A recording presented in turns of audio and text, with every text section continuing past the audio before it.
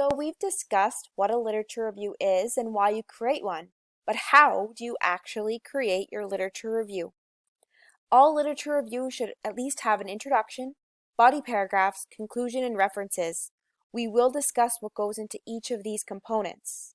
But the most important factor of a literature review to think about before you start writing one is that they are intended to synthesize, not just summarize information. Synthesizing means that you combine elements to form a whole.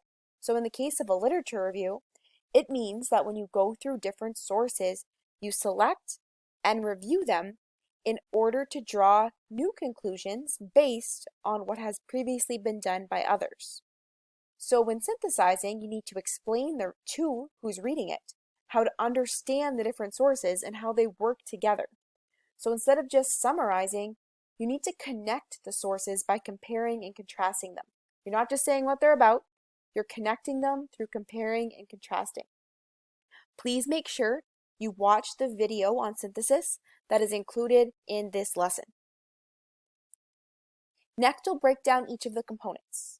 In the introduction of a literature review, you should always include your full research problem, so that's your research objective and question. You can briefly mention the key topics in literature that will appear in the review.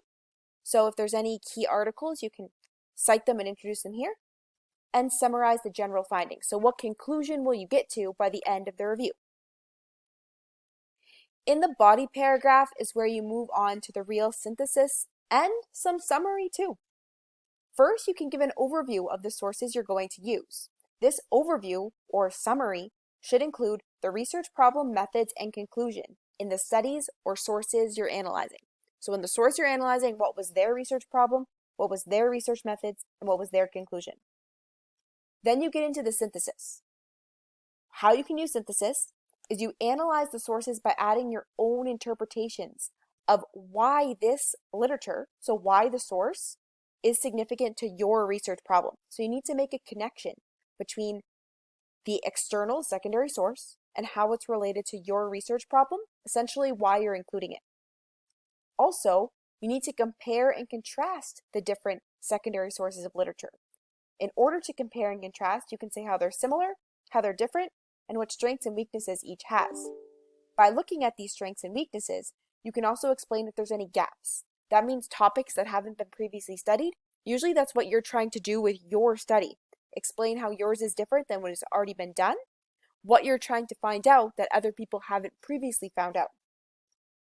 And just kind of talking about the English or the syntax of the whole thing, you need to use transition and connection words to help your whole literature review flow and connect the sources.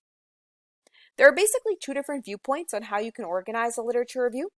Some people organize reviews chronologically. That's based on when the literature was created. They would start with the oldest and progress to the most recent to provide a history over time. If you do this method, make sure you're not just summarizing the previous research. You still need to look for patterns in research over time and interpret how they're related to your current problem. Another very popular method is to organize thematically.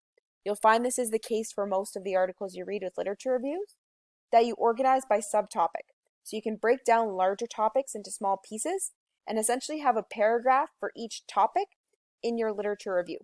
Remember, you're still comparing and contrasting different sources in order to come to a main conclusion for each of these subtopics. So usually you organize thematically if you have multiple elements that need to be analyzed with the literature review. Finally, you've got your conclusion. Here you just summarize your overall findings and make sure you connect those findings back to your research problem. Because all of the sources you analyze will have their own research problems, but you need to say how they're related to yours. All literature reviews also have to have references. So after you've identified what sources you want to use, you need to say where those sources came from to avoid plagiarism and misrepresenting someone's work. Literature reviews have to be in proper APA format in this class. So in APA format, you need to include a references page. You also must include in-text citations. You need to cite every single source you use. Even if you don't quote it directly and you just use it for ideas, you still need to cite it. Why do we cite? Number 1, to give credit to others. It's important to let people know when you're using other people's ideas. Pretending other people's ideas are your own is plagiarism and can have severe academic consequences, all the way from getting 0 on the assessment to failing the course. Number 2, citing helps readers find your sources. They might want to find the information you're writing about. By citing it, you are including information for them. Number 3, to support your own conclusions. You're not an expert on the topic yet. You're just learning about it. So by citing the ideas and thoughts of people who are experts, you give more credibility to your own conclusions. It's very important that you are honest in all of your work to avoid plagiarism, and that you're also learning in the process. That means exploring topics and forming your own ideas. That's part of being a student and learning about research. There are different types of plagiarism, though, that I think it is important to be aware of, because not all plagiarism is intentional. One is copying or direct plagiarism, when you copy somebody else's words exactly and present them as your own.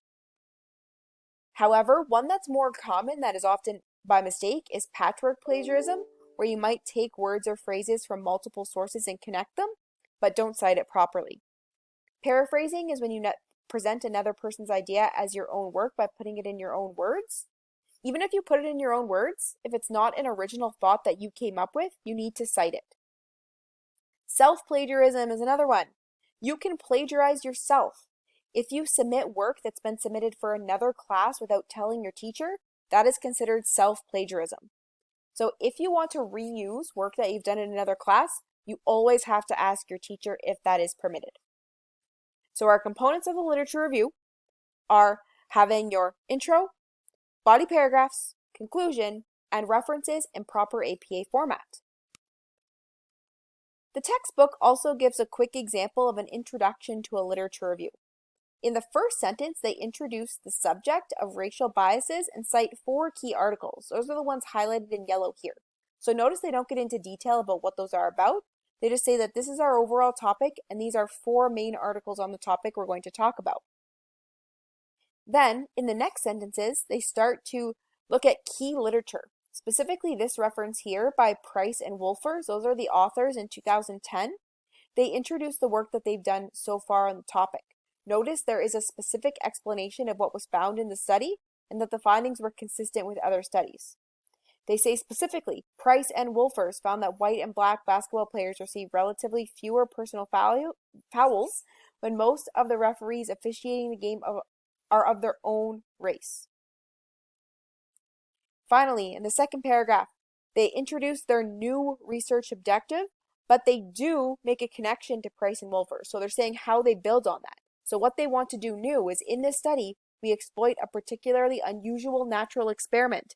When the results of the Price and Wolfers study received widespread media attention, and examine whether this increased awareness of in-group favoritism among NBA referees subsequently impacted observed bias. They do also say what methods they're going to use. They use a quasi-experimental treatment.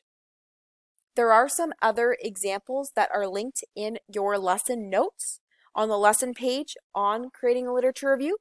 Please make sure you quickly read through those other examples, because every single example that you look at for a literature review will help you to learn more about their structure and what makes a literature review good and easy to understand.